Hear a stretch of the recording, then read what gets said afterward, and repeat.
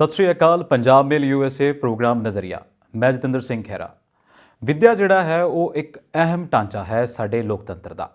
जे भारत की गल करिए, जिथे असीं गल करते हैं हैल्थ सेवावां की, उहदे नाल नाल विद्या जिहड़ी है उहदा भी कोई खासा हाल नहीं है। अज इस मुद्दे के उत्ते गल करन दे लई मेरे नाल स्टूडियो दे विच ने सीनियर पत्रकार नरेंद्र सत्ती जी। सर, तुहाडा स्वागत है जी। जतिंदर खैरा जी, धन्नवाद। तुसीं इत्थे सद के विचार वटांदरा करन दा मौका दिंदे हो। सर, ਜਦੋਂ ਆਪਾਂ ਗੱਲ ਕਰਦੇ ਹਾਂ ਸਿੱਖਿਆ ਦੀ, ਹਰ ਵਾਰ ਅਸੀਂ ਮੁੱਢਲੀ ਸਿੱਖਿਆ ਦੀ ਗੱਲ ਕਰਦੇ ਹਾਂ। 2009 ਦੇ ਵਿੱਚ RT ਐਕਟ ਬਣਦਾ ਆ, ਪਰ ਜਦੋਂ ਅਸੀਂ ਹਾਇਰ ਐਜੂਕੇਸ਼ਨ ਦੀ ਗੱਲ ਕਰਦੇ ਹਾਂ ਉਦੋਂ ਕਿਤੇ ਨਾ ਕਿਤੇ ਲੱਗਦਾ ਹੈ ਕਿ ਇਹਦੇ ਉੱਤੇ ਡਿਸਕਸ਼ਨ ਘੱਟ ਹੁੰਦੀ ਹੈ ਜਾਂ ਸਰਕਾਰਾਂ ਇਸ ਗੱਲ ਨੂੰ ਗੌਲਦੀਆਂ ਨਹੀਂ, ਖਾਸ ਕਰ ਪੰਜਾਬ ਸਰਕਾਰ। ਜੀ, ਇਸ ਤਰ੍ਹਾਂ ਆ ਵੀ ਜਿਹੜੀ ਵਿਦਿਆ ਨਾ ਜੀ, ਜਿਹੜੀ ਮਨੁੱਖ ਦੀਆਂ ਮੁੱਢਲੀਆਂ ਦੋ ਅਹਿਮ ਗੱਲਾਂ ਨੇ ਮਨੁੱਖ ਦੇ ਜੀਵਨ ਦੀਆਂ, ਉਹ ਇੱਕ ਮੈਡੀਕਲ ਸੇਵਾਵਾਂ ਹੁੰਦੀਆਂ ਜੀ ਤੇ ਇੱਕ ਵਿਦਿਆ। ਦੇਖੋ, ਜੇ ਬੰਦਾ ਸਵੇਰੇ ਉੱਠਦਾ, ਉਹਦਾ ਸਿਰ ਦੁਖਦਾ, ਉਹਦਾ ਪੈਰ ਦੁਖਦਾ, ਢਿੱਡ 'ਚ ਦਰਦ ਹੁੰਦੀ ਆ, ਉਹਦਾ ਹੱਥ ਦੁਖਦਾ ਹੈ ਤੇ ਉਹ ਚੰਗੀ ਤਰ੍ਹਾਂ ਤੁਰ ਫਿਰ ਨਹੀਂ ਸਕਦਾ, ਆਪਣੇ ਰੋਜ਼ਮਰਾ ਦੇ ਜਿਹੜੇ ਜੀਵਨ ਦੇ ਕੰਮ ਨੇ ਉਹ ਵੀ ਢੰਗ ਨਾਲ ਨਹੀਂ ਕਰ ਸਕਦਾ। ਇਸੇ ਤਰ੍ਹਾਂ ਸਿਹਤ ਇਸ ਕਰਕੇ ਮਨੁੱਖ ਲਈ ਜ਼ਰੂਰੀ ਹੈ ਤੇ ਸਿਹਤ ਸੇਵਾਵਾਂ ਵੀ ਜ਼ਰੂਰੀ ਨੇ ਵੀ ਆਮ ਬੰਦੇ ਦੀ ਪਹੁੰਚ ਤੱਕ ਸਿਹਤ ਸੇਵਾਵਾਂ ਹੋਣ। ਤੇ ਹਿੰਦੁਸਤਾਨ ਭਰ 'ਚ ਇਹੋ ਜਿਹੇ ਕਈ ਥਾਂ ਨੇ ਪਈ ਗਰਭਵਤੀ ਔਰਤ ਹੈ, ਡਿਲੀਵਰੀ ਹੋਣ ਵਾਲੀ ਹੈ ਤੇ ਉਹਨੂੰ ਕਈ ਮੀਲ ਮੰਜਿਆਂ 'ਤੇ ਚੁੱਕ ਕੇ 4 ਬੰਦੇ ਖੜਦੇ ਨੇ, ਫਿਰ ਕਿਤੇ ਹਾਈਵੇ 'ਤੇ ਜਾ ਕੇ ਉਹ ਬੱਸ ਗੱਡੀ ਰਾਹ ਖੈੜਾ ਮਿਲਦਾ ਹੈਗਾ ਤੇ ਫਿਰ ਕਿਤੇ ਹਸਪਤਾਲਾਂ 'ਚ ਪਹੁੰਚਦੀਆਂ ਔਰਤਾਂ। ਠੀਕ ਹੈ।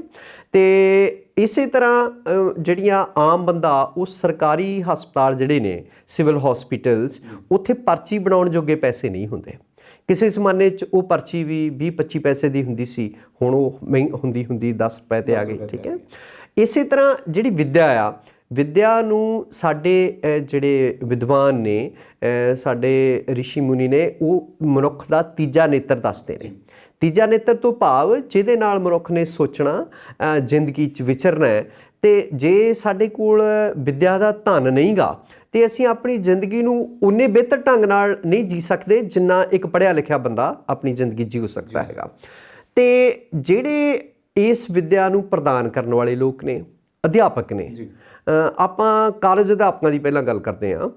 ਭਈ 1997 ਤੋਂ ਲੈ ਕੇ ਪੰਜਾਬ ਦੇ ਵਿੱਚ ਕੋਈ ਭਰਤੀ ਨਹੀਂ ਹੋਈ ਜੀ, ਇਹ ਖਾਸ ਕਰਕੇ ਕਾਲਜ ਅਧਿਆਪਕਾਂ ਦੀ। ਕਾਲਜ ਅਧਿਆਪਕਾਂ ਦੀ ਸਰਕਾਰੀ ਕਾਲਜਾਂ ਦੇ ਵਿੱਚ ਜਿਹੜਾ ਗੈਸਟ ਫੈਕਲਟੀ ਲੈਕਚਰਰ ਰੱਖੇ ਗਏ ਜੀ। ਗੈਸਟ ਫੈਕਲਟੀ ਲੈਕਚਰਰ ਕਦੋਂ? ਇਹ 1997 ਤੋਂ ਮੁੱਢ ਬੱਝਾ, ਜਦੋਂ ਪੰਜਾਬ ਦੇ ਵਿੱਚ ਅਕਾਲੀਆਂ ਦੀ ਤੇ ਭਾਜਪਾ ਦੀ ਸਰਕਾਰ ਸੀ।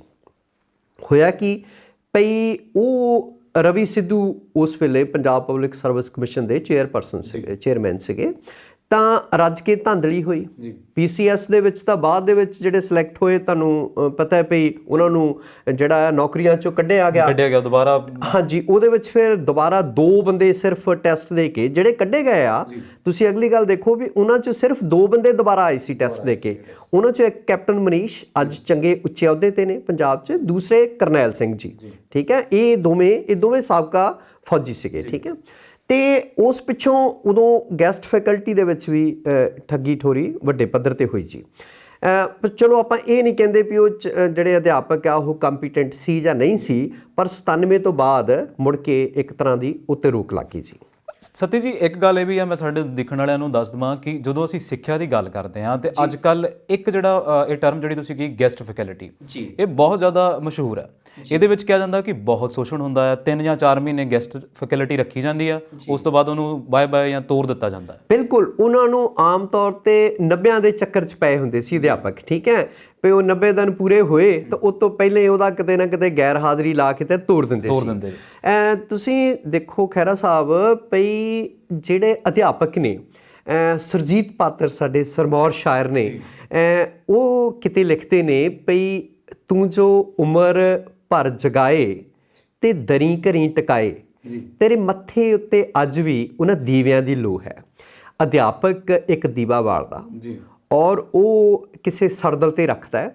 ਉਸ ਦੇ ਗਿਆਨ ਦੀ ਰੌਸ਼ਨੀ ਜਿਹੜੀ ਆ ਫਿਰ ਉਹ ਚੁਫੇਰੇ ਫੈਲਦੀ ਆ ਔਰ ਇੱਕ ਅਧਿਆਪਕ ਹੋਰ ਕਿੰਨੇ ਅਧਿਆਪਕ ਪੈਦਾ ਕਰਦਾ ਹੈਗਾ। ਠੀਕ ਹੈ। ਜਿਹਦੇ ਇੱਕ ਵਾਰ ਤੀਸਰਾ ਨੇਤਰ ਖੁੱਲ੍ਹ ਜਾਂਦਾ ਹੈ, ਉਹ ਹੋਰਨਾਂ ਨੂੰ ਵੀ ਰੌਸ਼ਨੀ ਵੰਡਦਾ ਹੈਗਾ। ਅਤੇ ਉਹਨਾਂ ਨੂੰ ਤੁਸੀਂ ਦੇਖੋ, ਹੈਰਾਨੀ ਦੀ ਗੱਲ ਆ, ਦੁੱਖ ਦੀ ਗੱਲ ਵੀ ਆ ਵੀ MA ਪਹਿਲਾਂ ਕੀ ਸੀਗਾ ਸਿਲੈਕਸ਼ਨ ਵੀ 2200 4000 ਗ੍ਰੇਡ ਹੁੰਦਾ ਸੀ ਕਾਲਜ ਅਧਿਆਪਕ ਦਾ, ਬੜਾ ਚਿਰ ਰਿਹਾ। ਫਿਰ ਬੇਸਿਕ 16000 ਤੇ ਆ ਗਈ, ਫਿਰ 22000 ਤੇ ਆ ਗਈ। ਔਰ ਫਿਰ ਕੀ ਹੁੰਦਾ ਵੀ ਉਸ ਤੋਂ ਪਿੱਛੋਂ ਖਹਿਰਾ ਸਾਹਿਬ ਕੀ ਹੈ ਵੀ ਜਿਹੜੇ ਅਧਿਆਪਕ ਇਸ ਤਰ੍ਹਾਂ ਹੁਣ ਰੱਖੇ ਜਾਂਦੇ ਉਹਦੇ ਵਿੱਚ ਚਾਹੇ ਉਹ ਗੈਸਟ ਫੈਕਲਟੀ ਆ ਗਵਰਨਮੈਂਟ ਕਾਲਜਸ ਵਿੱਚ, ਚਾਹੇ ਉਹ ਕੰਟਰੈਕਚੁਅਲ ਬੇਸਿਸ ਤੇ ਕਾਲਜਾਂ 'ਚ ਰੱਖੇ ਜਾਂਦੇ ਨੇ। ਉਸ ਕੰਟਰੈਕਟ ਬੇਸਿਸ ਤੇ ਕੀ ਹੁੰਦਾ ਵੀ 8000 10,000 12,000 ਤਨਖਾਹ ਦਿੱਤੀ ਜਾਂਦੀ ਆ। ਫਿਰ ਉਹ ਕਾਲਜ ਮੈਨੇਜਮੈਂਟ ਦੇ ਰਹਿਮੋ ਕਰਮ ਤੇ, ਪ੍ਰਿੰਸੀਪਲ ਦੇ ਰਹਿਮੋ ਕਰਮ ਤੇ, ਔਰ ਉਸ ਪਿੱਛੋਂ ਉਹਨਾਂ ਨੂੰ ਪਤਾ ਨਹੀਂ ਕਦੋਂ ਤੋੜ ਦਿੱਤਾ ਜਾਂਦਾ। ਆਮ ਤੌਰ ਤੇ ਕੀ ਹੁੰਦਾ ਵੀ ਜਿਹੜੇ ਨੌਜਵਾਨ ਬੱਚੇ ਨੇ 10-12,000 ਤੱਕ ਮਜ਼ਦੂਰ ਜਿਹਦੀ 500-600 ਦਿਹਾੜੀ ਆ ਉਹ ਮਹੀਨੇ ਦਾ ਕਮਾਉਂਦਾ ਹੈਗਾ, ਜ਼ਿਆਦਾ ਕਮਾਉਂਦਾ ਉਹਨਾਂ ਤੋਂ, ਠੀਕ ਹੈ। ਉਹ ਕੱਲਾ ਸਰੀਰਕ ਤੌਰ ਤੇ ਹੀ ਥੱਕਦਾ। ਜਿਹੜਾ ਅਧਿਆਪਕ ਆ ਉਹ ਤਾਂ ਆਪਣਾ ਕਿਰਾਇਆ ਭਾੜਾ ਜਾਂ ਇੱਕ ਕਾਰ ਵੀ ਨਹੀਂ ਰੱਖ ਸਕਦਾ, ਉਹਦਾ ਪੈਟਰੋਲ ਡੀਜ਼ਲ ਨਹੀਂ ਅਫੋਰਡ ਕਰ ਸਕਦਾ ਕਾਲਜ ਆਉਣ ਲਈ ਪਿੰਡੋਂ ਸ਼ਹਿਰੋਂ, ਬਹੁਤ ਥੋੜੀ ਮਾਤਰਾ, ਥੋੜਾ ਕਹਿ ਲਈਏ। ਸੋ ਇਸ ਤਰ੍ਹਾਂ ਦੀ ਜਿਹੜੀ ਐਕਸਪਲੋਇਟੇਸ਼ਨ ਆ ਬਹੁਤ ਘੱਟ ਆ ਨਾ ਜੀ। ਤਾਂ ਤੁਸੀਂ ਜਦੋਂ ਤੁਸੀਂ ਇੱਕ ਅਧਿਆਪਕ ਜਿਹੜਾ ਆ ਜਾਂ ਜਿੱਥੇ ਆਪਾਂ ਨੌਕਰੀ ਕਰਦੇ ਆ, ਜੇ ਸਾਡੀਆਂ ਉਹ ਰੋਜ਼ਮਰਾ ਦੀਆਂ ਲੋੜਾਂ, ਘਰ ਦੀਆਂ ਨਿੱਕੀਆਂ ਨਿੱਕੀਆਂ ਮੂਰੀਆਂ ਨਹੀਂ ਬੰਦ ਕਰ ਸਕਦਾ, ਤਾਂ ਫਿਰ ਉਹ ਕੀ ਕਰੂਗਾ? ਉਹ ਨਾਲ ਸਬਜ਼ੀ ਦੀ ਰੇਹੜੀ ਲਾਊਗਾ, ਉਹ ਕੋਈ ਵਪਾਰ ਕਰੂਗਾ, ਉਹ ਕੁਝ ਹੋਰ ਕਰੂਗਾ। ਮੈਂ ਨਾਂ ਨਹੀਂ ਲੈਣਾ ਚਾਹੁੰਦਾ, ਇੱਕ ਇਹੋ ਜਿਹੇ ਅਧਿਆਪਕ ਨੂੰ ਮੈਂ ਜਾਣਦਾ ਜਿਹੜਾ ਐਨਵਾਇਰਨਮੈਂਟ ਦਾ, ਵਾਤਾਵਰਨ ਸੰਬੰਧੀ ਪੜ੍ਹਾਉਂਦੇ ਸੀ ਤੇ ਇੱਕ ਕਾਲਜ ਦੂਸਰੇ ਕਾਲਜ ਕਈ ਵਾਰੀ ਪੜ੍ਹਾਉਂਦਾ ਰਿਹਾ, ਔਰ ਉਹ ਬਹੁਤ ਯੋਗ ਅਧਿਆਪਕ, ਜਾਣੀ ਕਿ ਉਹਦੇ ਨਾਲ ਤੇ ਮੈਂ ਬੜੇ ਘੱਟ ਅਧਿਆਪਕ ਦੇਖੇ ਨੇ। ਤਾਂ ਉਹ ਬਾਅਦ ਦੇ ਵਿੱਚ ਜਲੰਧਰ ਦੇ ਇੱਕ ਕਾਲਜ ਦੇ ਵਿੱਚ ਪ੍ਰਿੰਸੀਪਲ ਹਮਦਰਦ ਕਿਸਮ ਦਾ ਬੰਦਾ ਸੀ, ਜਾਂ ਮਿਹਰਬਾਨ ਹੋ ਗਿਆ, ਉਹਦੇ ਤੇ ਤਰਸ ਆ ਗਿਆ, ਉਹਨੇ 4 ਸਾਲ ਆਪਣੇ ਕਾਲਜ ਚ ਲਵਾਤੇ ਸੀ ਲਗਾਤਾਰ, ਪਰ ਪੱਕਾ ਉਹ ਫਿਰ ਨਹੀਂ ਹੋਇਆ। ਅੱਜ ਦੀ ਡੇਟ 'ਚ ਉਹ ਅਧਿਆਪਕ ਸਾਰਾ ਕੁਝ ਛੱਡ ਕੇ ਅੱਕਿਆ ਹੋਇਆ, ਲੱਖ ਰੁਪਈਆ ਤਾਂ ਕਿਸੇ ਨੂੰ ਲਾਇਸੈਂਸ ਦਾ ਦਿੰਦਾ ਸਾਲ ਦੀ ਫੀਸ, ਆਯੁਰਵੈਦਿਕ ਦਵਾਈਆਂ ਦੀ ਹੋਲਸੇਲ ਦੀ ਸਪਲਾਈ ਕਰ ਰਿਹਾ ਜੀ ਇੱਕ ਸ਼ਹਿਰ ਦੇ ਵਿੱਚ ਪੰਜਾਬ ਦੇ। ਸੋ ਇਹ ਸਾਡੀ ਤਰਾਸਦੀ ਆ। ਅੱਛਾ, ਜਦੋਂ ਆਪਾਂ ਗੱਲ ਕਰਦੇ ਹਾਂ ਭਰਤੀ, ਤੁਸੀਂ ਕਹਿੰਦੇ ਕਿ ਭਰਤੀ ਦਾ ਜਿਹੜਾ ਕੋਈ ਪ੍ਰੋਸੀਜਰ ਕੀ ਹੈ, ਇਹਦੀ ਪ੍ਰਕਿਰਿਆ ਕੀ ਹੈ? ਇਹ ਕੋਈ ਆਮ ਤੌਰ ਤੇ ਤਾਂ ਇਹ ਹੁੰਦਾ ਸੀ ਪਹਿਲਾਂ ਵੀ ਥਰੂ ਆਊਟ ਸੈਕੰਡ ਡਿਵੀਜ਼ਨ, 10ਵੀਂ ਗ੍ਰੈਜੂਏਸ਼ਨ ਤੇ MA, ਜਿਹੜਾ ਬੰਦਾ 50% ਨੰਬਰ ਲੈ ਲੈਂਦਾ ਤੇ ਉਹ ਫਿਰ MPhil ਸ਼ਰਤ ਆ ਗਈ। MPhil ਤੋਂ ਬਾਅਦ ਫਿਰ ਜੇ ਕੋਈ ਡਾਕਟਰੇਟ ਕਰ ਜਾਂਦਾ ਤੇ ਫਿਰ ਥੱਲੇ ਥੋੜੀ ਬਹੁਤ ਰਿਆਇਤ ਵੀ ਮਿਲ ਜਾਂਦੀ ਸੀ ਵੀ ਸੈਕੰਡ ਡਿਵੀਜ਼ਨ ਕਿਤੇ ਇੱਕ ਅੱਧੇ ਥਾਂ ਨਹੀਂ ਵੀ ਤਾਂ ਤੁਸੀਂ ਲੈਕਚਰਰ ਭਰਤੀ ਹੋ ਜਾਂਦੇ ਸੀਗੇ। ਪਰ ਉਹ ਪ੍ਰਕਿਰਿਆ ਤਾਂ 97 ਦੇ ਵਿੱਚ ਹੀ ਖਤਮ ਕਰ ਦਿੱਤੀ। ਇਹ ਬਾਦਲਾਂ ਦਾ ਕੰਮ, ਬਾਦਲ ਭਾਜਪਾ ਸਰਕਾਰ, ਉਸ ਤੋਂ ਬਾਅਦ ਆਉਂਦੀ ਆ ਰਾਜੇ ਦੀ ਸਰਕਾਰ 2002 ਦੇ ਵਿੱਚ। ਉਸ ਤੋਂ ਇਲਾਵਾ ਇਹਨਾਂ ਨੇ ਕੀ ਕੀਤਾ ਬਾਦਲਾਂ ਨੇ ਵੀ ਜਿਹੜੀ ਗ੍ਰਾਂਟ ਇਨ ਏਡ ਆਉਂਦੀ ਸੀ ਏਡਡ ਕਾਲਜਾਂ ਨੂੰ 95%, ਉਹ ਬੰਦ ਕਰ ਦਿੱਤੀ ਸੀ। ਰਾਜੇ ਹੁਣੀ ਕੀ ਕੀਤਾ, ਉਹ ਬੜਾ ਮਤਲਬ ਹੋਇਆ ਤਾਂ ਸਾਰਾ ਕੁਝ ਉਹ ਹਾਈ ਕੋਰਟ ਰਾਹੀਂ, ਪਰ ਸਾਰੀ ਪਿਛਲੇ ਸਾਲਾਂ ਦੀ ਵੀ ਕਾਲਜਾਂ ਨੂੰ ਦੇ ਦਿੱਤੀ ਗਈ। ਪਰ ਨਾਲ ਰਾਜਾ ਸਾਹਿਬ ਨੇ ਕੀ ਕੀਤਾ, ਕੈਪਟਨ ਅਮਰਿੰਦਰ ਸਿੰਘ ਹੋਰੀ 2004 ਦੇ ਵਿੱਚ ਭਰਤੀ ਜਿਹੜੀ ਆ ਉਹ ਨਵੀਂ ਬੰਦ ਕਰ ਦਿੱਤੀ। ਸੋ ਉੱਥੇ ਹੀ ਜਿਹੜੇ ਗੈਸਟ ਫੈਕਲਟੀ ਵਾਲੇ ਰਹਿ ਗਏ, ਉੱਥੇ ਹੀ ਕੰਟਰੈਕਟ ਬੇਸਿਸ ਵਾਲੇ ਰਹਿ ਗਏ। ਕਾਲਜਾਂ ਨੂੰ ਕੀ ਕਿਹਾ, 90ਵਿਆਂ ਦੇ ਵਿੱਚ ਜਿਹੜਾ ਆ ਇੱਕ ਨਵਾਂ ਟ੍ਰੈਂਡ, ਜਿੱਦਾਂ ਕਾਲਜਾਂ 'ਚ ਨਵੇਂ ਕੋਰਸ ਸ਼ੁਰੂ ਹੁੰਦੇ ਨੇ, bio technology, IT courses, computer applications ਦੇ MCA BCA ਸ਼ੁਰੂ ਹੋ ਗਈ, MBA ਆ ਗਈ ਕਾਲਜਸ ਦੇ ਵਿੱਚ, ਕਾਮਰਸ ਦੇ ਵਿੱਚ ਪ੍ਰੋਫੈਸ਼ਨਲ ਦਾ ਆ ਗਿਆ, ਕਾਮਰਸ ਮਤਲਬ ਸਿੰਪਲ ਡਿਗਰੀ ਆ ਗਈ, ਫਿਰ ਕਮਰਸ਼ੀਅਲ ਹੈਗਾ ਜੀ, ਹੈ ਨਾ। ਸੋ ਇਸ ਤਰ੍ਹਾਂ ਦੀਆਂ ਡਿਗਰੀਆਂ ਆ ਗਈਆਂ। ਕਾਲਜਾਂ ਨੂੰ ਕੀ ਕਿਹਾ ਵੀ ਤੁਸੀਂ ਸੈਲਫ ਫਾਈਨਾਂਸ ਕਰੋ। ਸੈਲਫ ਫਾਈਨਾਂਸ ਕੀ ਆ ਵੀ ਵਿਦਿਆਰਥੀਆਂ ਦੇ ਮਾਪਿਆਂ ਦੇ ਕੱਪੜੇ ਲਾਹੋ, ਰੱਜ ਕੇ ਉਹਨਾਂ ਦਾ ਸ਼ੋਸ਼ਣ ਕਰੋ, ਉਹਨਾਂ ਤੋਂ ਮੂੰਹ ਮੰਗੀਆਂ ਫੀਸਾਂ ਲਵੋ, ਠੀਕ ਆ, ਉਹਦੇ 'ਚੋਂ ਤੁਸੀਂ ਮੈਨੇਜ ਕਰੋ। ਉਹ 'ਚ ਕਾਲਜ ਮੈਨੇਜਮੈਂਟਸ ਨੇ ਬਥੇਰੀ ਲੁੱਟ ਮਚਾਈ। ਅੱਛਾ, ਇਹਦੇ ਉੱਤੇ ਕੋਈ ਰੋਕ ਟੋਕ ਨਹੀਂ ਹੈਗੀ ਕਿੰਨੀ ਫੀਸ ਲੈ ਸਕਦਾ ਕਾਲਜ ਮੈਨੇਜਮੈਂਟ, ਜਾਂ ਕਿੰਨੀ ਬਣਦੀ ਫੀਸ? ਕੋਈ ਇਸ ਤਰ੍ਹਾਂ ਦੀ ਪਾਬੰਦੀ ਨਹੀਂ ਸੀਗੀ। ਉਹ ਇਸ ਕਰਕੇ ਕਾਲਜਾਂ ਵਾਲਿਆਂ ਨੇ ਉਹ 'ਚ ਬਹੁਤ ਹੱਥ ਰੰਗੇ, ਠੀਕ ਹੈ ਜੀ ਆਪਣੇ। ਔਰ ਉਸ ਪਿੱਛੋਂ ਕੀ ਆ ਪਈ, ਉਹ ਕਾਲਜ ਉਹ ਜਿਹੜੇ ਆ 90 ਦਾ ਟ੍ਰੈਂਡ ਜਿਹੜਾ ਹੌਲੀ ਹੌਲੀ ਖਤਮ ਹੁੰਦਾ, ਹੁਣ ਖਤਮ ਹੋ ਗਿਆ। ਬਹੁਤੇ ਕਾਲਜਾਂ 'ਚ ਉਹ ਕੋਰਸ ਵੀ ਬੰਦ ਹੋ ਗਏ ਨੇ, ਪਰ ਉਹ ਜਿਹੜੇ ਅਧਿਆਪਕ ਰੱਖੇ ਸੀਗੇ ਥੋੜੀਆਂ ਤਨਖਾਹਾਂ ਤੇ, ਉਹਨਾਂ ਦਾ ਸ਼ੋਸ਼ਣ ਹੋਇਆ, ਉਹ ਫਾਰਗ ਕਰ ਦਿੱਤੇ ਗਏ। ਉਹ ਵਿਚਾਰੇ ਜਾਂ ਕੋਈ ਸਕੂਲਾਂ 'ਚ, ਕੋਈ ਕਿਸੇ ਕਾਲਜ 'ਚ, ਕੋਈ ਘੱਟ ਤਨਖਾਹ ਤੇ ਕਰ ਰਿਹਾ, ਕੋਈ ਕੁਛ। ਉਸ ਪਿੱਛੋਂ ਜਿਹੜੀ ਮਤਲਬ ਖਹਿਰਾ ਸਾਹਿਬ ਗ੍ਰਾਂਟ ਨੀਡ ਆ, ਉਹ ਵੀ ਬੰਦ ਹੋ ਗਈ। ਹੁਣ ਅੱਜ ਦੀ ਸਥਿਤੀ ਦੇ ਵਿੱਚ ਉਹ ਕੀ ਆ ਵੀ ਉਹ ਰੌਲਾ ਰੱਪਾ ਪੈਣ ਤੋਂ ਬਾਅਦ 75-25 ਤੇ ਆ ਗਏ। ਜਿਹੜੀ 95% ਮਿਲਦੀ ਸੀ ਉਹ 75 ਉਹ ਦਊਗੀ, ਮਤਲਬ ਤੇ 25% ਕਾਲਜ ਜਿਹੜੇ ਆਪਣੇ ਕੋਲੋਂ ਮੈਨੇਜ ਕਰਨ। ਆਪਣੇ ਕੋਲੋਂ ਕਿੱਦਾਂ ਮੈਨੇਜ ਕਰਨਗੇ? ਫੀਸਾਂ ਵਧਾਉਣਗੇ, ਟਿਊਸ਼ਨ ਫੀਸ ਦੇ ਨਾਂ ਤੇ ਵਿਦਿਆਰਥੀਆਂ ਦਾ ਸ਼ੋਸ਼ਣ ਹੋਏਗਾ। ਠੀਕ ਹੈ, ਵਜ਼ੀਫਾ ਘਟਾਲਾ, ਜਿਹੜੇ ਗਰੀਬ ਵਰਗ ਆ ਉਹ ਤਾਂ ਵਿਚਾਰਾ ਉਹਦੇ ਨਹੀਂ ਕਾਲਜ 'ਚ ਆ ਸਕਦਾ, ਉਹਨਾਂ ਨੂੰ ਜਿਹੜੇ ਵਜ਼ੀਫੇ ਆ ਉਹ ਵੀ ਰੁਕ ਗਏ, ਉਹ ਵੀ ਪ੍ਰਾਈਵੇਟ ਮੈਨੇਜਮੈਂਟਾਂ ਨੇ ਕਈ ਕੁਛ ਕੀਤਾ। ਔਰ ਜਿਹੜਾ ਹੁਣ ਇੱਕ ਨਵਾਂ ਜਿਹੜਾ ਮੈਂ ਅੱਜ ਦੇ ਨਵੇਂ ਰੁਝਾਨ ਬਾਰੇ ਗੱਲ ਕਰਦਾ ਵੀ ਜਦੋਂ ਜਿਹੜੇ ਆ ਆਪਣੇ ਪ੍ਰੋਫੈਸਰ ਜਗਵੰਤ ਹੋਰੀ ਬੜਾ ਲੰਬਾ ਘੋਲ ਲੜਿਆ, ਇਸੇ ਤਰ੍ਹਾਂ ਮੈਂ ਨਾਂ ਨਹੀਂ ਲੈਣਾ ਚਾਹੁੰਦਾ, ਕਾਫੀ ਅਰਸਾ ਉਹ Punjab Chandigarh college teacher union ਦੇ ਪ੍ਰਧਾਨ ਰਹੇ, ਉਹ ਕੌਮੀ ਪੱਧਰ 'ਤੇ ਵੀ ਰਹੇ ਤੇ ਬਾਅਦ ਦੇ ਵਿੱਚ ਅਧਿਆਪਕ ਜਥੇਬੰਦੀਆਂ ਨੇ ਅਧਿਆਪਕਾਂ ਨੇ ਇਹ ਦੋਸ਼ ਵੀ ਲਾਏ ਵੀ ਉਹ ਵਿਕ ਗਿਆ ਸਰਕਾਰ ਦੇ ਕੋਲ ਪੈਨਸ਼ਨਾਂ। ਪ੍ਰਾਈਵੇਟ ਕਾਲਜਸ ਦੇ ਵਿੱਚ ਕੋਈ ਪੈਨਸ਼ਨ ਨਹੀਂ। ਤੁਸੀਂ ਦੇਖੋ ਵੀ ਇੱਕ ਔਸਤ ਜਿਹੜਾ ਬੰਦਾ ਆ 22 23 25 ਸਾਲ ਦਾ ਜਿਹੜਾ ਕਾਲਜ ਅਧਿਆਪਕ ਭਰਤੀ ਹੁੰਦਾ ਤੇ ਉਹ 58 60 ਸਾਲ ਦੀ ਉਮਰ ਤੱਕ ਕਿੰਨੇ ਵਰੇ ਪੜਾਉਂਦਾ, ਉਹਨੂੰ ਕੋਈ ਪੈਨਸ਼ਨ ਹੀ ਨਹੀਂ, ਉਹਦੇ ਕੋਲ ਭਵਿੱਖ ਹੀ ਨਹੀਂ ਸੁਰੱਖਿਅਤ ਹਨ। ਬਿਲਕੁਲ। ਸੋ ਰਿਟਾਇਰਮੈਂਟ ਤੋਂ ਬਾਅਦ ਉਹ ਕੀ ਕਰਨਗੇ? ਗੱਲ ਚਲੋ ਸਤੀ ਜੀ ਆਪਾਂ ਗੱਲ ਕਰ ਰਹੇ ਹਾਂ ਇਹ ਤੇ ਸੀਗੀ ਪ੍ਰਕਿਰਿਆ ਦੀ, ਪਰ ਜਦੋਂ ਤੁਸੀਂ ਕਿਹਾ ਵੀ ਵਜ਼ੀਫਾ ਜਿਹੜਾ ਮਿਲਦਾ ਸੀਗਾ ਉਹਦੇ 'ਚ ਘਟਾਲੇ ਹੋ ਗਏ, ਉਹ ਘਟਾਲੇ ਦਾ ਕੋਈ ਸਿਰ ਪੈਰ ਨਹੀਂ ਮਿਲਿਆ ਕਿ ਕਿੱਥੇ ਹੋਇਆ, ਕਿੰਨਾ ਹੋਇਆ, ਕਿਉਂ ਹੋਇਆ। ਮੰਤਰੀਆਂ ਨੂੰ ਕਲੀਨ ਚਿੱਟ ਮਿਲ ਗਈ। ਪਰ ਮੈਂ ਦੇਖਿਆ, ਮੈਨੂੰ ਬਹੁਤ ਜਣੇ ਲੋਕਾਂ ਨੇ ਇਹ ਕਿਹਾ ਕਿ ਜਦੋਂ ਅਸੀਂ ਹੁਣ ਆਪਣੀ ਡੀਐਮਸੀ ਮਾਰਕਸ਼ੀਟ ਲੈਣ ਜਾਂਦੇ ਹਾਂ ਜਾਂ ਕੋਈ ਡੀਐਮਸੀ ਲੈਣ ਜਾਂਦੇ ਹਾਂ, ਨੰਬਰ ਕਾਰਡ ਲੈਣ ਜਾਂਦੇ ਹਾਂ, ਉਦੋਂ ਇਹ ਕਿਹਾ ਜਾਂਦਾ ਕਿ ਤੁਹਾਡੀ ਫੀਸ ਨਹੀਂ ਸਾਡੇ ਕੋਲ ਆਈ, ਜਦੋਂ ਫੀਸ ਆਊਗੀ ਉਦੋਂ ਤੁਹਾਨੂੰ ਅਸੀਂ ਇਸ ਤਰ੍ਹਾਂ ਹੀ ਆ। ਔਰ ਕੋਈ ਕਨਵੋਕੇਸ਼ਨ ਨਹੀਂ ਕਰਦੇ। ਕੱਲ ਪਰਸੋਂ ਕਿਸੇ ਵਿਦਿਆਰਥੀ ਨੇ ਆਪਣੀ MBA ਦੀ ਡਿਗਰੀ ਲੈਣ ਜਾਂਦਾ ਤਾਂ ਉਹ ਉੱਥੋਂ ਰਿਸੈਪਸ਼ਨ ਤੋਂ ਜਿੱਦਾਂ ਵੀ ਆਪਣਾ ਦੁਕਾਨ ਤੋਂ ਜਾ ਕੇ ਆਪਾਂ ਡਿਗਰੀ ਲੈ ਲਈ, ਉਹ ਲੈ ਕੇ ਫੇਸਬੁੱਕ 'ਤੇ ਪਾਉਂਦਾ ਵੀ ਜਿਹੜਾ ਕਾਲਜ ਦਾ ਨਾ ਉਸ ਦਾ ਸੇਵਾਦਾਰ ਆ ਉਹਦੇ ਨਾਲ ਫੋਟੋ ਖਿਚਵਾ ਕੇ ਉਹ ਇਹੋ ਜਿਹੀ ਫੀਲਿੰਗ ਲੈਣ ਦਾ ਯਤਨ ਕਰਦਾ ਹੈ ਨਾ। ਸੋ ਕਿਤੇ ਕਨਵੋਕੇਸ਼ਨਸ ਨਹੀਂ ਹੋ ਰਹੀਆਂ, ਜੋ ਵਿਦਿਆਰਥੀਆਂ ਨੂੰ ਸਹੂਲਤਾਂ ਮਿਲਣੀਆਂ ਚਾਹੀਦੀਆਂ ਉਹ ਤਾਂ ਦੇ ਨਹੀਂ ਰਹੇ ਮੈਨੇਜਮੈਂਟ। ਔਰ ਅਗਲੀ ਗੱਲ ਇਹ ਆ ਵੀ ਹੁਣ 5-6 ਵਰੇ ਪਹਿਲਾਂ ਉਹ ਵੀ ਰਿਟ ਰਾਹੀਂ ਹਾਈ ਕੋਰਟ ਦੇ ਹੁਕਮਾਂ 'ਤੇ 1925 ਅਧਿਆਪਕਾਂ ਦੀਆਂ ਭਰਤੀਆਂ ਹੋਈਆਂ। ਫਿਰ ਸਰਕਾਰ ਨੇ ਕੀ ਵਿੱਚ ਮਤਲਬ ਉਹਦੇ ਵਿੱਚ ਜਿਹੜਾ ਵਿਘਨ ਆ ਜਾਂ ਕਹਿ ਲਓ ਵੀ ਉਹਨੂੰ ਲੰਮਲੇਟ ਕਰਨ ਦੇ ਲਈ ਉਹਨੂੰ 3 ਸਾਲ ਦੇ ਪੀਰੀਅਡ ਤੇ ਫੈਲਾਤਾ ਵੀ ਇਹ over the period of 3 years ਜਿਹੜੀਆਂ ਭਰੀਆਂ ਜਾਣ। ਇਹ ਪੰਜਾਬ ਦੇ ਵਿੱਚ ਹੋ ਰਹੀਆਂ ਭਰਤੀਆਂ ਜਾਂ ਕਿਸੇ ਪੰਜਾਬ, ਆਪਾਂ ਪੰਜਾਬ ਦੀ ਗੱਲ ਕਰ ਰਹੇ ਹਾਂ। ਤੇ ਉਹ ਜਿਹੜੇ 1925 ਅਧਿਆਪਕ ਜਿਹੜੇ ਭਰਤੀ ਕਰਨੇ ਸੀ, ਫਿਰ ਕਾਲਜ ਮੈਨੇਜਮੈਂਟਸ ਉਹਦੇ ਵਿੱਚ ਵੀ ਮਤਲਬ ਜਿਹੜੇ ਅੜਕੇ ਡਾਉਣੀਆਂ, ਉਹਨਾਂ 'ਚ ਆਰੀਆ ਕਾਲਜ ਲੁਧਿਆਣਾ ਪੰਜਾਬ ਦੇ ਵਿੱਚ, ਉਹ 'ਚ ਸਾਡੇ ਐਡੀ ਵੱਡੀ ਜਿਹੜੀ ਨਾਮੀ ਸਿੱਖ ਸੰਸਥਾ ਆ ਖਾਲਸਾ ਕਾਲਜ ਅੰਮ੍ਰਿਤਸਰ ਵਾਲੇ ਨੇ, ਉਹਦੇ ਵਿੱਚ ਪਠਾਨਕੋਟ ਦਾ ਇੱਕ ਕਾਲਜ ਹੈਗਾ। ਇਹ ਜੇ ਇਹੋ ਜਿਹੀਆਂ ਸੰਸਥਾਵਾਂ ਅਧਿਆਪਕਾਂ ਨਾਲ ਧੱਕਾ ਕਰਦੀਆਂ ਤੇ ਜਿਹੜੀਆਂ ਹੇਠਲੀਆਂ ਉਹ ਕੀ ਕਰਦੀਆਂ? ਉਹਨਾਂ ਤੋਂ ਕੀ ਤਵੱਕੋ ਕੀਤੀ ਜਾਂਦੀ? ਓਕੇ, ਫਿਰ ਅਗਲਾ ਦੁੱਖ ਦੀ ਗੱਲ ਇਹ ਆ ਵੀ ਸਰਕਾਰ ਨੇ, ਹਾਈ ਕੋਰਟ ਨੇ ਤਾਂ ਕਹਿਤਾ ਵੀ ਭਰਤੀ ਕਰੋ, ਜਗਵੰਤ ਹੋਰਾਂ ਦੀ ਰਿਟ ਤੇ ਇਹ ਫੈਸਲਾ ਸੀਗਾ, ਠੀਕ ਹੈ। ਪਰ ਉਹ ਕੀ ਹੈ ਵੀ 3 ਸਾਲੀ ਰਿਵਿਊ ਹੋਊਗੀ ਜੀ 3 ਸਾਲ ਤੁਹਾਨੂੰ ਪੜਾਉਂਦੇ ਨੂੰ ਪ੍ਰੋਬੇਸ਼ਨ ਪੀਰੀਅਡ ਤੇ ਰੱਖ ਕੇ ਫਿਰ ਕਾਲਜ ਮੈਨੇਜਮੈਂਟ ਤੇ ਕਾਲਜ ਦਾ ਪ੍ਰਿੰਸੀਪਲ ਤੁਹਾਡਾ ਜਿਹੜਾ ਨਾ ਉਹ ਮੁੱਲ ਪਾਊਗਾ ਵੀ ਆਇਆ ਬੰਦੇ ਨੂੰ ਪੱਕਾ ਕਰਨਾ ਕਿ ਨਹੀਂ ਕਰਨਾ, ਔਰ ਉੱਥੇ ਫੇਸ ਸ਼ੋਸ਼ਣ ਹੁੰਦਾ ਹੈ। ਵਾਕਈ ਸਤੀ ਜੀ, ਆਪਾਂ ਗੱਲ ਜ਼ਰੂਰ ਕਰਾਂਗੇ ਕਿ ਇਹ ਜਿਹੜਾ ਪੂਰੀ ਪ੍ਰਕਿਰਿਆ ਹੈ ਕਿੱਦਾਂ ਚੱਲਦੀ ਹੈ, ਪਰ ਇੱਥੇ ਰੁਕਦੇ ਇੱਕ ਛੋਟੇ ਜਿਹੇ ਬ੍ਰੇਕ ਦੇ ਲਈ। ਮਿਲਦੇ ਹਾਂ ਇਸ ਬ੍ਰੇਕ ਦੇ ਉਸ ਪਾਰ। ਦੁਨੀਆ ਨੂੰ ਜਾਣੋ ਪੰਜਾਬ ਮੇਲ USA ਚੈਨਲ ਦੇ ਨਾਲ। ਸੰਸਾਰ ਭਰ ਦੀਆਂ ਖਬਰਾਂ ਜਾਣਨ ਲਈ, ਖਬਰਾਂ ਦੀ ਡੂੰਘਾਈ ਤੱਕ ਪਹੁੰਚਣ ਲਈ ਰੋਜ਼ ਵੇਖੋ ਪੰਜਾਬ ਮੇਲ ਅਖਬਾਰਨਾਮਾ।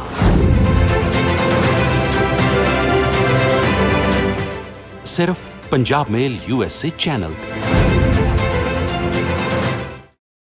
ਪੰਜਾਬ ਮੇਲ USA ਪ੍ਰੋਗਰਾਮ ਨਜ਼ਰੀਆ, ਮੇਰੇ ਨਾਲ ਸੀਨੀਅਰ ਪੱਤਰਕਾਰ ਨਰਿੰਦਰ ਸੱਤੀ ਜੀ ਨੇ। ਅਸੀਂ ਗੱਲ ਕਰ ਰਹੇ ਸੀਗੇ ਕਿ 1925 ਪੋਸਟਾਂ ਜਿਹੜੀਆਂ ਨੇ ਇਹ ਆਈਆਂ ਨੇ, ਪਰ ਉਸ ਤੋਂ ਬਾਅਦ ਇਹਨਾਂ ਦਾ ਕੁਝ ਨਹੀਂ ਪਤਾ ਚੱਲਿਆ। ਉਹਦੇ 'ਚ ਵੀ ਇੱਦਾਂ ਆ ਵੀ 2 ਸੂਚੀਆਂ ਜਾਰੀ ਹੋਈਆਂ ਜੀ। ਪਹਿਲਾਂ 50-60 ਅਧਿਆਪਕ ਜਿਹੜੇ ਆ ਉਹ ਪੱਕੇ ਕੀਤੇ ਤੇ ਇੱਕ ਹੋਰ ਸੂਚੀ ਆਈ ਆ, ਕੁਝ ਅਧਿਆਪਕ ਉਹਦੇ 'ਚ ਪੱਕੇ ਹੋਏ ਨੇ।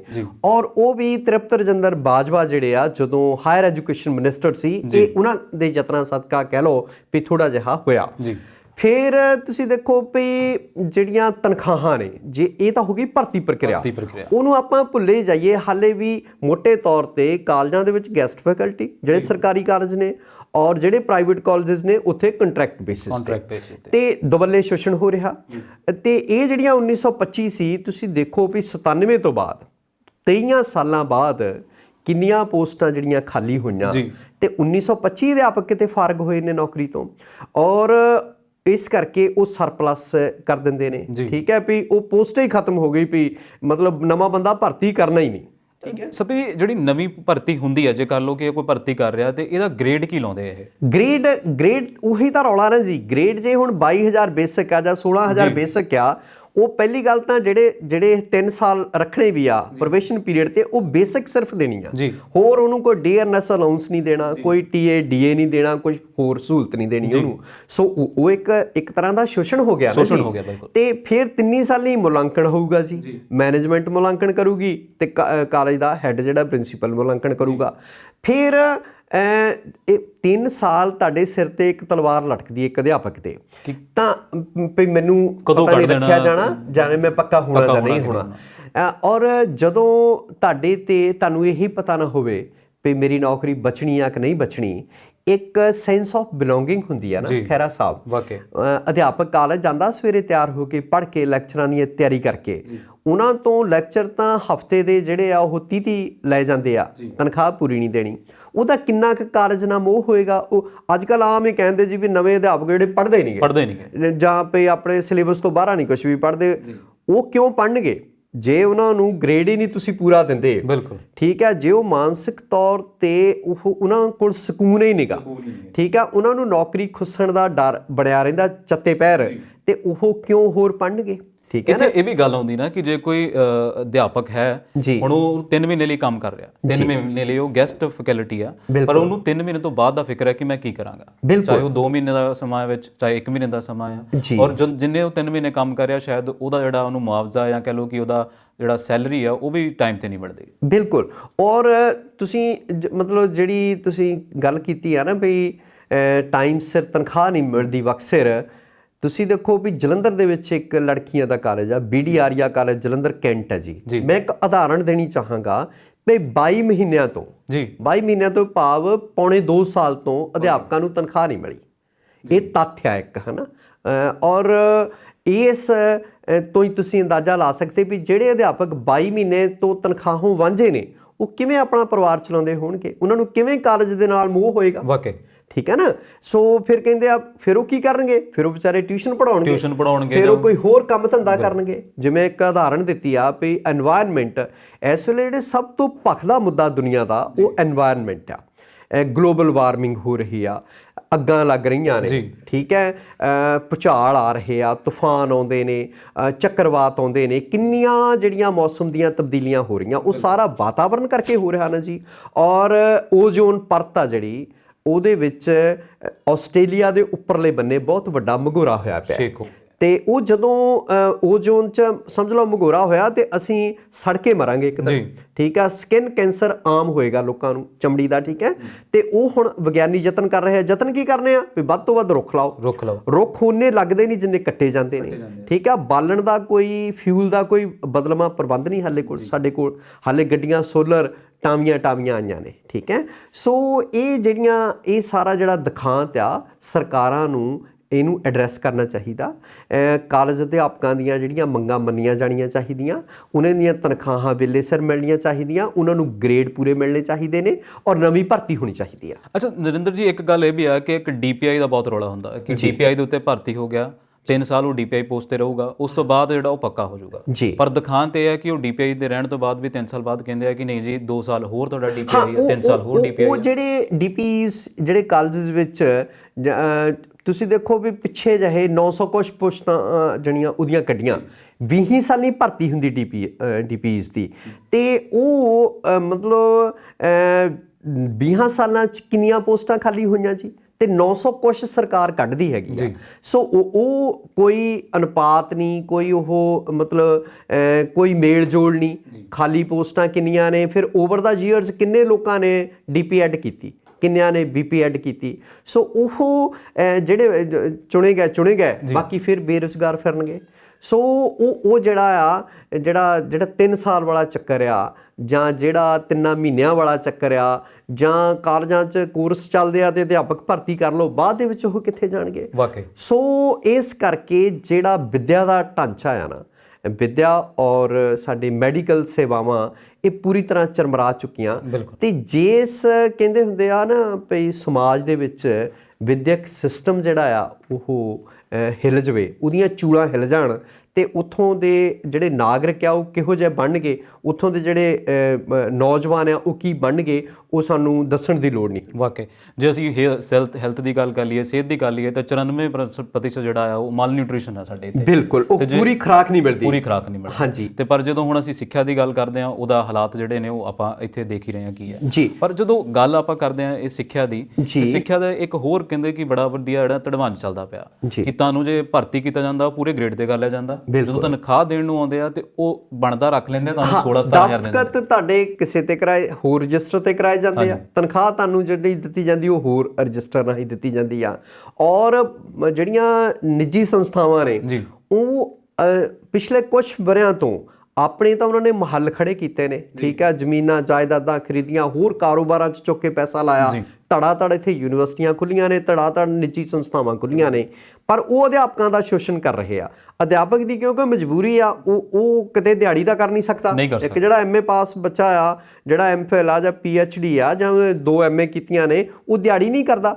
ਉਹ ਸ਼ਰਮ ਦਾ ਮਾਰਾ ਮੈਂ ਇੱਕ ਵਿਦਿਆਰਥੀ ਨੂੰ ਜਾਣਦਾ ਜਿਹੜਾ ਮਾਲਵੇ ਨਾਲ ਸੰਬੰਧ ਰੱਖਦਾ, ਉਹ ਗੁਰੂ ਨਾਨਕ ਯੂਨੀਵਰਸਿਟੀ ਦੇ ਵਿੱਚ ਪੜ੍ਹਾਈ ਕਰ ਰਿਹਾ ਜੀ, ਪਰ ਉਹ ਆਪਣੇ ਪਿੰਡ ਜਾ ਕੇ ਆਪਣੀਆਂ ਜਿਹੜੀਆਂ ਆਰਗੈਨਿਕ ਸਬਜ਼ੀਆਂ ਬੀਜੀਆਂ ਹੋਈਆਂ, ਉਹ ਇੱਕ ਜਿੱਦਾਂ ਪੀਟਰ ਰੇੜਾ ਟਾਈਪ ਉਹਦੇ ਤੇ ਲੱਦ ਕੇ, ਹਾਂਜੀ, ਠੇਲੇ ਤੇ ਪਿੰਡ ਪਿੰਡ ਵੇਚਦਾ, ਨਾਲ ਇੱਕ ਆਪਣਾ ਦੋਸਤ ਪਿੰਡ ਦਾ ਰਲਾ ਕੇ। ਪਰ ਸਾਰੇ ਉਹਦੇ ਵਰਗੇ ਨਹੀਂ ਹੋ ਸਕਦੇ, ਸਾਰੇ ਇੰਨੇ ਦਲੇਰ ਨਹੀਂ ਹੋ ਸਕਦੇ। ਇਹ ਵੀ ਗੱਲ ਹੈ ਨਾ ਕਿ ਜਿਹੜਾ ਪੜ੍ਹ ਲੈਂਦਾ ਉਹ ਹਸਾਸ ਜ਼ਿਆਦਾ ਹੁੰਦਾ, ਉਹਨੂੰ ਜ਼ਿਆਦਾ ਪਤਾ ਲੱਗ ਜਾਂਦਾ ਚੀਜ਼ਾਂ, ਉਹ ਸੰਵੇਦਨਸ਼ੀਲ ਹੋ ਜਾਂਦਾ। ਤੇ ਉਹਦੇ ਲਈ ਇੱਕ ਸੰਵੇਦਨਸ਼ੀਲ ਮਨੁੱਖ ਲਈ MA ਪਾਸ ਕਰਕੇ ਮਜ਼ਦੂਰੀ ਕਰਨੀ ਔਖੀ ਹੋ ਜਾਂਦੀ ਆ। ਸੋ ਮਜਬੂਰੀ ਨੂੰ ਕਾਲਜ ਜਾਂਦਾ, ਕਾਲਜਾਂ ਵਾਲੇ ਉਹਦਾ ਸ਼ੋਸ਼ਣ ਕਰਦੇ ਨੇ। ਤਾਂ ਇਸ ਤਰ੍ਹਾਂ ਦੇ ਹਾਲਾਤ 'ਚੋਂ ਮੈਨੂੰ ਲੱਗਦਾ ਜਿੰਨੀ ਛੇਤੀ ਆਪਾਂ ਨਿਕਲਾਂਗੇ ਉਨਾ ਹੀ ਚੰਗਾ ਹੋਏਗਾ। ਪਰ ਸ਼ਾਇਦ ਹਲੇ ਨਿਕਲਣਾ ਕਿਤੇ ਮੈਨੂੰ ਲੱਗਦਾ ਦੂਰ ਤੱਕ ਨਹੀਂ ਨਜ਼ਰ ਆ ਰਿਹਾ, ਹਾਲੇ ਦੂਰ ਦੀ ਕੌਡੀ ਲੱਗਦੀ ਆ। ਹਾਂਜੀ ਸਤੀ ਸਾਹਿਬ, ਇਹ ਤਾਂ ਸੀ ਚਲੋ ਪ੍ਰਾਈਵੇਟ ਜਿਹੜੇ ਕਾਲਜ ਨੇ, ਪਰ ਸਰਕਾਰੀ ਕਾਲਜ ਤਾਂ ਕਹਿੰਦੇ ਅਧਿਆਪਕ ਹੀ ਹੈ ਨਹੀਂ, ਜੇ ਰਿਟਾਇਰ ਹੋ ਜਾਂਦਾ ਉੱਥੇ ਮੁੜ ਕੇ ਅਧਿਆਪਕ ਨਹੀਂ ਆਉਂਦਾ, ਉਹ ਪੋਸਟ ਖਤਮ ਜੀ। ਬਸ ਜਿਹੜਾ ਅਧਿਆਪਕ ਇੱਕ ਪੋਸਟ ਗਈ ਉਹ ਗਈ। ਸੋ ਤੁਸੀਂ ਦੇਖੋ 97 ਤੋਂ ਬਾਅਦ 25 ਸਾਲ ਹੋ ਗਏ ਨੇ ਤੇ ਹੁਣ ਆਣ ਕੇ ਅਜੇ 4 ਪੋਸਟਾਂ ਨਿਕਲਦੀਆਂ ਵੀ ਆ, ਤੇ ਉਹ ਕੋਈ ਆਟੇ 'ਚ ਲੂਣ ਬਰਾਬਰ ਵੀ ਨਹੀਂ। ਪਰ ਜੇ ਆਪਾਂ ਸਰਕਾਰੀ ਕਾਲਜ ਦੀ ਗੱਲ ਕਰ ਲਈਏ, ਜਿੱਥੇ ਤਕਰੀਬਨ ਅਧਿਆਪਕ ਜਿਹੜੇ ਨੇ ਉਹ ਰਿਟਾਇਰ ਹੋ ਜਾਂਦੇ ਨੇ ਜੀ, ਜੇ ਉੱਥੇ ਹੁਣ 4 ਅਧਿਆਪਕ ਨੇ, ਉਹ ਕਿਵੇਂ ਪੜ੍ਹਾਉਣਗੇ? ਕਿੱਦਾਂ ਉਹ ਜਿਹੜਾ ਆਪਾਂ ਕਹਿ ਲਈਏ ਕਿ ਇੱਕ ਮਿਆਰੀ ਸਿੱਖਿਆ ਆ ਜਾਂ ਇੱਕ ਚੰਗੀ ਸਿੱਖਿਆ ਦੇਣਗੇ? ਦੇਖੋ, ਉਹ ਹੁਣ ਉਹ ਤਾਂ ਜ਼ਾਹਰਾ ਤੌਰ 'ਤੇ ਹੀ ਆ ਵੀ ਜਦੋਂ ਭਰਤੀ ਨਹੀਂ ਹੋਣੀ, ਜਿਹੜਾ ਇੱਕ ਬੰਦਾ ਸੇਵਾ ਮੁਕਤ ਹੋ ਜਾਂਦਾ, ਉਹਦੀ ਥਾਂ ਕੋਈ ਨਵਾਂ ਨਹੀਂ ਰੱਖਣਾ। ਤੇ ਉਹਦਾ ਸਿੱਟਾ ਕੀ ਆ ਵੀ ਪੰਜਾਬ ਦੇ ਵਿੱਚ ਜਿਹੜੇ 40-45 ਕਾਲਜਸ ਨੇ ਸਰਕਾਰੀ, ਉਹ ਬੰਦ ਹੋ ਰਹੇ ਇੱਕ ਇੱਕ ਕਰਕੇ। ਜਲੰਧਰ ਦੇ ਨੇੜੇ ਗੁਰੂ ਗੋਬਿੰਦ ਸਿੰਘ ਗਵਰਨਮੈਂਟ ਕਾਲਜ ਆ ਜੰਡਿਆਲਾ, ਹੈ ਨਾ, ਨੂਰਮਹਿਲ ਜੰਡਿਆਲਾ ਜਿਹਨੂੰ ਆਪਾਂ ਕਹਿ ਦਿੰਦੇ ਹਾਂ ਜੀ, ਜੰਡਿਆਲਾ ਮੰਚ ਕੀ ਕਹਿ ਦਿੰਦੇ ਆ, ਕਾਲਜ ਬੰਦ ਹੋ ਗਿਆ ਸੀ, ਜੰਦਰੇ ਲੱਗੇ ਨੇ। ਔਰ ਇਸ ਤਰ੍ਹਾਂ ਹੋਰ ਕਾਲਜਸ 20 ਦੀ ਉਦਾਹਰਨ ਦਿੱਤੀ ਜਾ ਸਕਦੀ ਆ। ਹੁਣ ਇੱਕ ਹੋਰ ਨਵਾਂ ਵਿੱਚ ਫੰਡਾ ਖੜਾ ਕਰ ਦਿੱਤਾ, ਕਾਂਸਟੀਚੂਐਂਟ ਕਾਲਜਸ ਜੀ। ਪਹਿਲਾਂ ਤਾਂ ਕਾਂਸਟੀਚੂਐਂਟ ਕਾਲਜਸ ਜਿਹੜੇ ਆ ਉਹ ਕਹਿੰਦੇ ਜੀ ਵੀ ਯੂਨੀਵਰਸਿਟੀਆਂ ਦੇ ਅਧੀਨ ਹੋਣਗੇ ਜਾਂ ਪ੍ਰਾਈਵੇਟ ਹੋਣਗੇ, ਵੀ ਇਨਫਰਾਸਟਰਕਚਰ ਜਿਹੜੀ ਵੀ ਆ ਨੀਂਹ ਤੋਂ ਬਨੇਰੇ ਤੱਕ ਤੇ ਸਣੇ ਫਰਨੀਚਰ ਜਿਹੜਾ ਆ ਉਹ ਕੇਂਦਰ ਸਰਕਾਰ ਦੇਊਗੀ। ਉਹ ਮਨਮੋਹਨ ਸਿੰਘ ਦੇ ਵੇਲੇ ਇੱਕ ਫੰਡਾ ਆਇਆ ਸੀਗਾ ਜੀ। ਪਰ ਉਹ ਜਿਹੜੇ ਕਾਂਸਟੀਚੂਐਂਟ ਕਾਲਜਸ ਨੇ, ਉੱਥੇ ਅਧਿਆਪਕ ਕਿਹੜੇ ਰੱਖਦੇ ਆ? ਰਿਟਾਇਰਡ ਰੱਖੇ ਜਾਂਦੇ ਆ। ਉੱਥੇ ਮਤਲਬ ਜਿਹੜੇ 4 ਵਿਦਿਆਰਥੀ ਆਉਂਦੇ ਨੇ, ਵੱਡਾ ਕਾਲਜ ਹੁੰਦਾ 100 ਵਿਦਿਆਰਥੀ ਆ, ਤੇ 100 ਵਿਦਿਆਰਥੀਆਂ ਲਈ ਕਿੰਨੇ ਅਧਿਆਪਕ ਉਹ ਭਰਤੀ ਕਰਨਗੇ? ਉਹ ਵੀ ਕੰਟਰੈਕਟ ਬੇਸਿਸ ਤੇ। ਸੋ ਜਿਹੜਾ ਕੁੱਲ ਮਿਲਾ ਕੇ ਖਹਿਰਾ ਸਾਹਿਬ ਹਾਲਾਤ ਬੜੇ ਬਦ ਤੋਂ ਬਦਤਰ ਹੁੰਦੇ ਜਾਂਦੇ ਨੇ, ਤੇ ਇਹ ਜਿੰਨੀ ਛੇਤੀ ਹਾਲੇ ਕੋਈ ਆਸ ਤਾਂ ਲੱਗਦੀ ਨਹੀਂ, ਪਰ ਤਾਂ ਵੀ ਸਾਨੂੰ ਆਸਮੰਦ ਰਹਿਣਾ ਚਾਹੀਦਾ ਵੀ ਸ਼ਾਇਦ ਸਰਕਾਰਾਂ ਜਿਹੜੀਆਂ ਆ ਉਹ ਮੋੜਾ ਪਾਉਣ ਤੇ ਉਹਨਾਂ ਨੂੰ ਚੇਤਾ ਆਵੇ ਕਿ ਅਸੀਂ ਚੰਗੇ ਨਾਗਰਿਕ ਪੈਦਾ ਕਰਨੇ ਆ, ਤੇ ਵਿੱਦਿਆ ਜਿਹੜੀ ਆ ਉਹ ਸਭ ਤੋਂ ਪਹਿਲੀ ਲੋੜ ਹੁੰਦੀ ਹੈ ਇੱਕ ਮਨੁੱਖ ਦੀ, ਤਾਂ ਸ਼ਾਇਦ ਕਿਤੇ ਹਾਲਾਤ ਬਦਲਣ। ਅੱਛਾ ਸਤੀ ਸਾਹਿਬ, ਇੱਕ ਐਕਸਟੈਂਸ਼ਨ ਬਹੁਤ ਦਿੱਤੀ ਜਾਂਦੀ ਹੈ। ਮੈਂ ਤੁਹਾਡੇ ਦੇਖਣ ਵਾਲਿਆਂ ਨੂੰ ਦੱਸਦਾ ਕਿ ਇੱਥੇ ਹੁੰਦਾ ਕਿ ਜੇ ਕੋਈ ਪੱਕਾ ਅਧਿਆਪਕ ਰਿਟਾਇਰ ਹੋ ਜਾਂਦਾ, ਉਹਨੂੰ ਐਕਸਟੈਂਸ਼ਨ ਦੇ ਕੇ ਜਾਂ ਤਾਂ ਕਿਸੇ ਕਾਲਜ ਦਾ OSD ਬਣਾ ਦਿੱਤਾ ਜਾਂਦਾ, ਜਾਂ ਫਿਰ ਉਹ ਆਪਣੇ ਕਾਲਜ ਦੀ ਸੇਵਾ ਦਿੰਦਾ ਹੈ। ਬਿਲਕੁਲ, ਇਹ ਐਕਸਟੈਂਸ਼ਨ ਜਿਹੜਾ ਆ ਇਹ ਐਕਸਟੈਂਸ਼ਨ ਜਿਹੜੀ ਆ ਨਾ, ਇਹ ਵੀ ਇੱਕ ਮਾਰੂ ਗੱਲ ਆ। ਤੁਸੀਂ ਨਵੇਂ ਕਿਉਂ ਨਹੀਂ ਭਰਤੀ ਕਰਦੇ? ਬਿਲਕੁਲ, ਉਹਨਾਂ ਪੋਸਟਾਂ ਦੀ ਥਾਂ ਉਹ ਬੰਦੇ ਜਿਹੜੇ ਖੱਟ ਕਮਾ ਕੇ ਪੂਰੇ ਗ੍ਰੇਡ ਲੈ ਕੇ ਰਿਟਾਇਰ ਹੁੰਦੇ ਆ, ਤੁਸੀਂ ਉਹਨਾਂ ਦੀ ਫਿਰ 5-5 7-7 ਸਾਲ ਨੌਕਰੀ ਕਰਵਾਉਂਦੇ ਹੋ, ਇਹ ਵੀ ਇੱਕ ਧੱਕਾ ਹੈ। ਧੱਕਾ ਹੈ। ਉਹਨਾਂ ਦੀ ਥਾਂ ਤੁਸੀਂ ਨਵੇਂ ਨੌਜਵਾਨ ਮੁੰਡੇ ਕੁੜੀਆਂ ਨੇ ਜਿਹੜੇ ਵਿਹਲੇ ਫਿਰਦੇ ਆ, ਉਹਨਾਂ ਨੂੰ ਕਿਉਂ ਨਹੀਂ ਭਰਤੀ ਕੀਤਾ ਜਾਂਦਾ? ਹੋਰ ਤਜਰਬੇਕਾਰ ਜਿਹਦਾ ਕੋਈ 5-7 ਸਾਲ ਦਾ ਕਾਲਜ ਦਾ ਤਜਰਬਾ, ਉਹਨੂੰ ਭਰਤੀ ਕਰੋ, ਉਹਨੂੰ ਅੱਗੇ ਲਿਆਓ। ਠੀਕ ਹੈ, ਉਹ ਹੁਣ ਚੋਰ ਮੋਰੀਆਂ ਕੋਈ ਨਾ ਕੋਈ, ਚਾਹੇ ਉਹ ਪ੍ਰਿੰਸੀਪਲ ਲਾ ਦਿੰਦੇ, ਐਕਸਟੈਂਸ਼ਨ ਦੇਤੀ ਜੀ, ਅੱਜ ਕੱਲ officer on special duty OSD ਲਾ ਦਿੰਦੇ। OSD ਲਾ ਦਿੱਤਾ ਜਾਂਦਾ। ਸੋ ਉਹ ਜਿਹੜਾ OSD ਹੈ, ਜਿਹੜਾ ਇੱਕ ਬੰਦਾ ਜਿਹਨੂੰ ਫੁੱਲ ਗ੍ਰੇਡ ਮਿਲਦਾ ਜੀ, ਉਹ ਤਾਂ ਸਵੇਰੇ 9 ਵਜੇ ਆਪਣੀ ਕੁਰਸੀ ਤੇ ਜਾ ਕੇ ਬੈਠ ਜੂ ਜੀ। ਕਲਰਕਾਂ ਨੂੰ, ਸਟਾਫ ਨੂੰ ਵੀ ਪਤਾ ਵੀ ਜਿਹੜਾ ਪ੍ਰਿੰਸੀਪਲ ਆ ਉਹ ਫੁੱਲ ਫਲੈਜਡ ਪ੍ਰਿੰਸੀਪਲ ਆ, ਉਹਨੂੰ ਪੂਰਾ ਗ੍ਰੇਡ ਦਿੱਤਾ ਜਾਂਦਾ। ਜਿਹੜਾ ਇੱਕ OSD ਆ ਉਹ ਤਾਂ 11 ਵਜੇ ਆਰਾਮ ਨਾਲ ਜਾਊਗਾ, ਉਹਦੇ ਸਟਾਫ ਨੂੰ ਵੀ ਪਤਾ ਵੀ ਜਿਹੜਾ ਆ ਸਾਨੂੰ ਪੂਰੀ ਤਨਖਾਹ ਨਹੀਂ ਮਿਲਦੀ, ਉਹ ਵੀ ਆਰਾਮ ਨਾਲ ਜਾਂਦੇ, ਉੱਦਾਂ ਦੇ ਹੀ ਉਹ ਪੜ੍ਹਾਉਣਗੇ। ਅੱਛਾ, ਮੈਂ ਇਦਾਂ ਦੇ ਕਾਲਜ ਵੀ ਦੇਖੇ ਆ, ਜਲੰਧਰ 'ਚ ਦੇਖੇ ਆ, ਅੰਮ੍ਰਿਤਸਰ ਦੇਖੇ ਆ, ਹੋਰ ਬਹੁਤ ਥਾਂ ਤੇ ਦੇਖੇ ਆ ਜਿੱਥੇ ਗੈਸਟ ਫੈਕਲਟੀ ਨੇ। ਉੱਥੇ ਤੁਹਾਨੂੰ ਕੋਈ ਸ਼ਾਇਦ ਪਰਮਾਨੈਂਟ ਅਧਿਆਪਕ ਨਹੀਂ ਮਿਲੇਗਾ, ਲੈਕਚਰਰ ਨਹੀਂ ਮਿਲੂਗਾ, ਉੱਥੇ ਗੈਸਟ ਫੈਕਲਟੀ। ਬਿਲਕੁਲ। ਪਰ ਦੇਖੋ, ਇਹ ਜੌਬ ਜਿਹੜੀ ਆ, ਜੇ ਸਾਡੇ ਦੇਖਣ ਵਾਲੇ ਵੀ ਦੇਖਣ, ਜੇ ਅਸੀਂ ਕਹੀਏ ਅਧਿਆਪਕ ਵਾਲਾ ਕੰਮ ਹੈ, ਇਹ ਚਾਹੇ ਉਹ 1 ਘੰਟੇ ਦਾ ਲੈਕਚਰ ਲੈ ਰਿਹਾ, 2 ਘੰਟੇ ਦਾ ਲੈਕਚਰ ਲੈ ਰਿਹਾ, ਉਹਦੇ ਲਈ ਉਹਨੂੰ ਪਤਾ ਨਹੀਂ ਕਿੰਨਾ ਪੜ੍ਹਨਾ ਪੈ ਰਿਹਾ, ਕਿੰਨੀ ਘਾਲਣਾ। ਬਿਲਕੁਲ। ਪਰ ਜਦੋਂ ਫਿਰ ਇਹ ਗੈਸਟ ਲੈਕਚਰ ਤੇ ਗੱਲ ਆਉਂਦੀ ਹੈ ਨਾ, ਉਹ ਕਹਿੰਦੇ ਜੀ ਤੁਸੀਂ ਘੰਟੇ ਨਾਲ ਆਉਨੇ ਆ, ਤੁਹਾਨੂੰ ਘੰਟੇ ਦੇ ਪੈਸੇ ਮਿਲਣਗੇ। ਬਸ ਇਹ ਦੁਖਾਂਤ ਬਹੁਤ ਵੱਡਾ ਨਾ, ਦੁਖਾਂਤ ਆ ਇਹ ਨੌਜਵਾਨ ਵਰਗ ਦਾ ਸਿੱਧਾ ਸ਼ੋਸ਼ਣ ਹੈਗਾ, ਹੈ ਨਾ। 45 ਮਿੰਟ ਦੇ ਲੈਕਚਰ ਲਈ ਜਾਂ 1 ਘੰਟੇ ਦੇ ਲੈਕਚਰ ਲਈ ਇੱਕ ਅਧਿਆਪਕ ਨੂੰ ਕਿੰਨਾ ਪੜ੍ਹਨਾ ਪੈਂਦਾ। ਤਾਂ ਇਹ ਲੁੱਟ ਖਸੁੱਟ ਰੱਬ ਕਰੇ ਪਿੱਛੇ ਤੀ ਬੰਦ ਹੋਵੇ। ਪਰ ਉਹੀ ਗੱਲ ਹੈ ਨਾ, ਫਿਰ ਉਹ ਜਿਹੜਾ ਅਧਿਆਪਕ ਇਹ ਸੋਚਦਾ ਕਿ ਜੇ ਮੈਨੂੰ ਇੰਨੇ ਪੈਸੇ ਮਿਲਣਗੇ ਤਾਂ ਮੈਂ 1 ਘੰਟੇ ਦਾ ਲੈਕਚਰ ਜਿਹੜਾ ਉਹਨੂੰ ਰਫਾ ਦਫਾ ਕਰਦਾ ਆ, ਮੈਂ ਆਪਣੇ ਕੋਈ ਹੋਰ ਕੰਮ ਕਰੂੰਗਾ ਇਹਦੇ ਬਾਅਦ, ਲੈਕਚਰ ਤੋਂ ਬਾਅਦ। ਇਹ ਗੱਲ ਨਾ ਕਿ ਫਿਰ ਨਾ ਕੁਆਲਿਟੀ ਉੱਧਰ ਰਹਿੰਦੀ ਹੈ, ਨਾ ਕੁਆਲਿਟੀ ਇੱਧਰ ਰਹਿੰਦੀ ਹੈ। ਪਰ ਇਸ ਤੋਂ ਵੱਡੀ ਗੱਲ ਇਹ ਹੈ ਕਿ ਜਿੱਦਾਂ ਹੁਣ ਜੇ ਬੜੀਆਂ ਵੱਡੀਆਂ ਪੋਸਟਾਂ ਤੇ ਬੈਠੇ ਆ, ਜੇ ਆਪਾਂ OSD ਦੀ ਗੱਲ ਕਰ ਲਈਏ, ਉਹਨੂੰ ਵੀ ਪਤਾ ਕਿ ਮੈਂ ਵੀ ਇਹਨਾਂ ਹਾਲਾਤਾਂ ਚੋਂ ਨਿਕਲਿਆ। ਇਹ ਉਹਨਾਂ ਅਧਿਆਪਕਾਂ ਦੀ ਗੱਲ ਸ਼ਾਇਦ ਉੱਤੇ ਤੱਕ ਕੋਈ ਨਹੀਂ ਕਰਦਾ। ਉਹ ਇਸ ਤਰ੍ਹਾਂ ਆ ਵੀ ਖੁਦਗਰਜ਼ੀ ਜਿਹੜੀ ਆ ਉਹ ਭਾਰੂ ਹੈ। ਟਾਵੇਂ ਹੈਗੇ ਵੀ ਆ ਗੱਲ ਕਰਨ ਵਾਲੇ, ਪਰ ਉਹ ਕਹਿੰਦੇ ਆ ਨਾ ਵੀ ਮੇਲੇ 'ਚ ਚੱਕੀ ਰਾਹੇ ਇਹਨੂੰ ਕੌਣ ਪੁੱਛਦਾ। ਸੋ ਅਜੋਕਾ ਸਮਾਂ ਜਿਹੜਾ ਆ ਉਹਦੇ 'ਚ ਖੁਦਗਰਜ਼ੀ ਜਿਹੜੀ ਆ ਉਹ ਇੰਨੀ ਭਾਰੂ ਹੋ ਚੁੱਕੀ ਆ, ਉਹ ਇਸ ਕਰਕੇ ਸਹਿਜੇ ਕਿਤੇ ਕੋਈ ਗੱਲ ਹੀ ਨਹੀਂ ਕਰਦਾ, ਤੇ ਜੇ ਕੋਈ ਕਰਦਾ ਉਹ ਸੁਣੀ ਨਹੀਂ ਜਾਂਦੀ ਹੈਗੀ। ਵਾਕਈ ਅੰਤ ਵਿੱਚ ਇਹੀ ਕਹਿ ਸਕਦੇ ਹਾਂ ਕਿ ਪੇਟ ਨਾ ਪਈਆਂ ਰੋਟੀਆਂ ਤੇ ਸਭੇ ਗੱਲਾਂ ਖੋਟੀਆਂ। ਜਦ ਤੱਕ ਤੁਹਾਡੇ ਕੋਲੇ ਖਾਣ ਲਈ, ਪਹਿਨਣ ਲਈ ਪੂਰਾ ਪ੍ਰਬੰਧ ਨਹੀਂ ਹੈਗਾ, ਤਾਂ ਤੁਸੀਂ ਤਵੱਕੋ ਨਹੀਂ ਕਰ ਸਕਦੇ ਕਿ ਕੋਈ ਮਨ ਲਾ ਕੇ ਆਪਣਾ ਕੰਮ ਕਰ ਸਕਦਾ। ਉਮੀਦ ਹੈ ਕਿ ਇਹ ਸਿਸਟਮ ਬਦਲੂਗਾ, ਅਸੀਂ ਬਦਲਾਂਗੇ, ਸਾਡਾ ਦੇਸ਼ ਬਦਲੂਗਾ। ਧੰਨਵਾਦ ਸਤੀ ਜੀ, ਤੁਸੀਂ ਸਾਡੇ ਸਟੂਡੀਓ ਵਿੱਚ ਆਏ। ਤੁਹਾਡਾ ਵੀ ਧੰਨਵਾਦ ਖੈਰਾ ਸਾਹਿਬ।